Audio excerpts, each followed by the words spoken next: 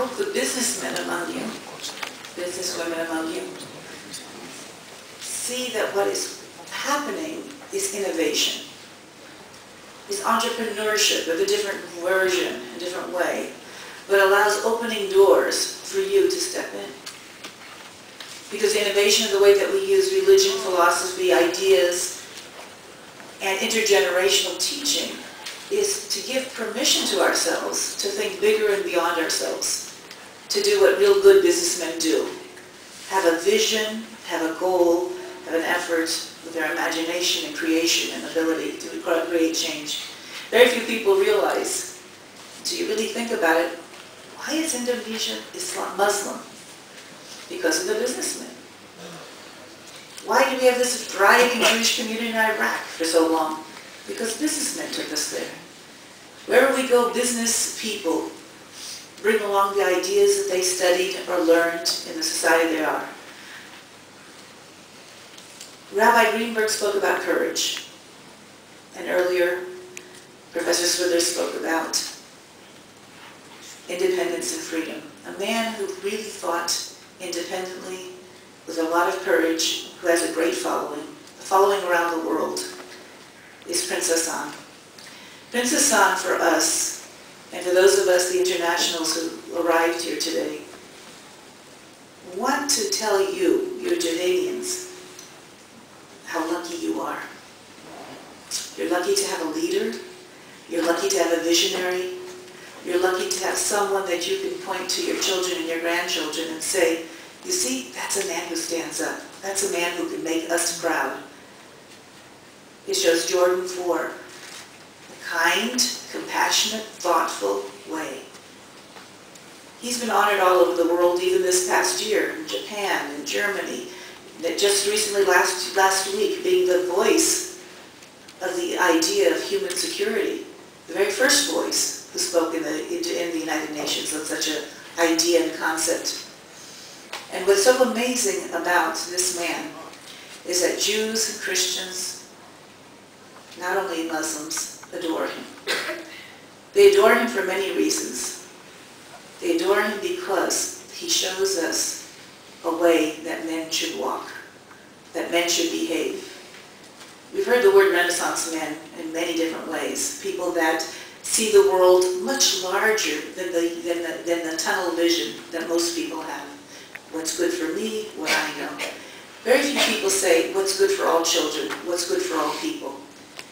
They're the men of the world and they belong to the whole world. But we're lucky that in this little corner of this world that needs many more like him, there is a man like Prince Hassan bin Talal. And it's my good fortune to be able to introduce him. I want to tell you one last thing about partnership. We kept putting this day that he would speak first. He would set the goal and set the standard. And the RSS kept saying, no, he's last, he's the host. We said first, he said last. First, to us, first and last, that's infinite. He's always our Prince Hassan.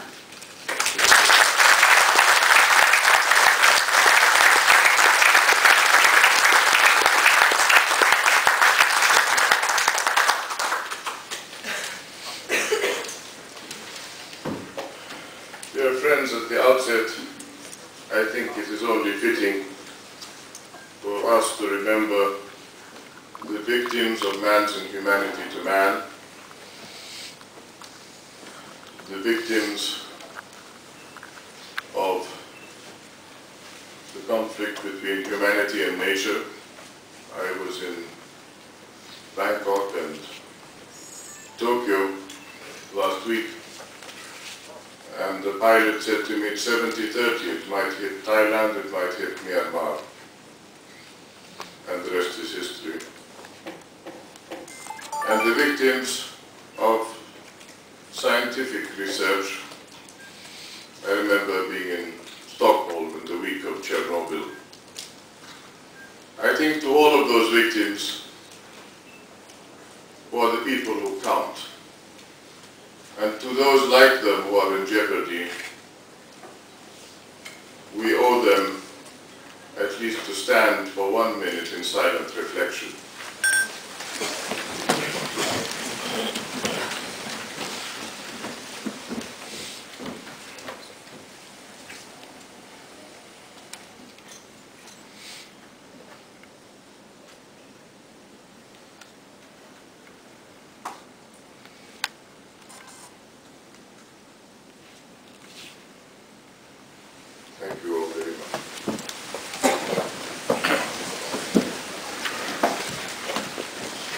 dear friends,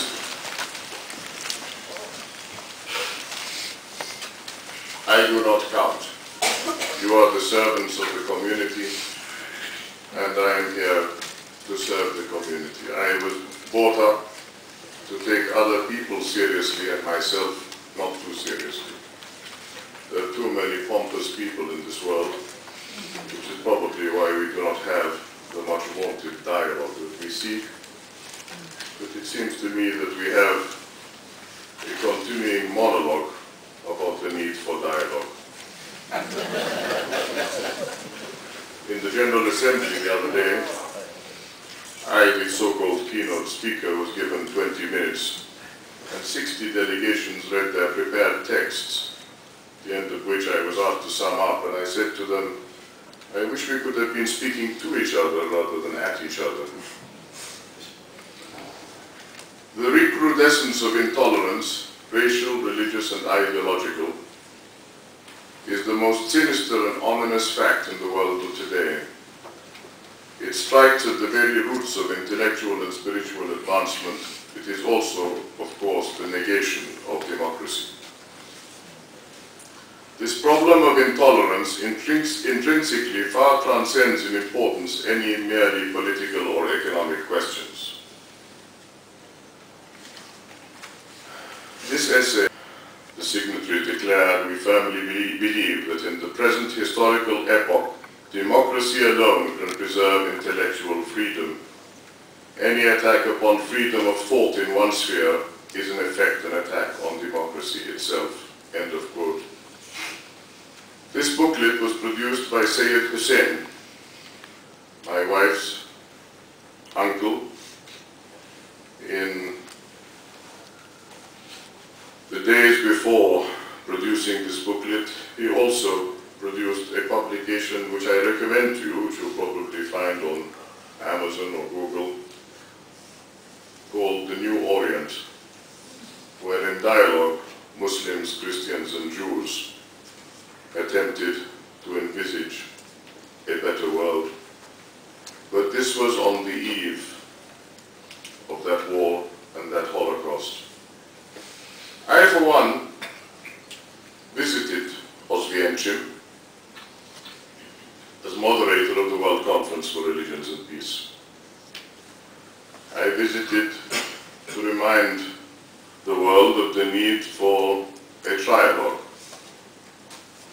And I was thanked by my hosts, both Catholic and Jewish, who said, you have indeed triangulated the sharing of values. And my response to that was reiterated only a few months ago when I called on His Holiness Pope Benedict, who I have known since 1993, when he presented me with the Catechism.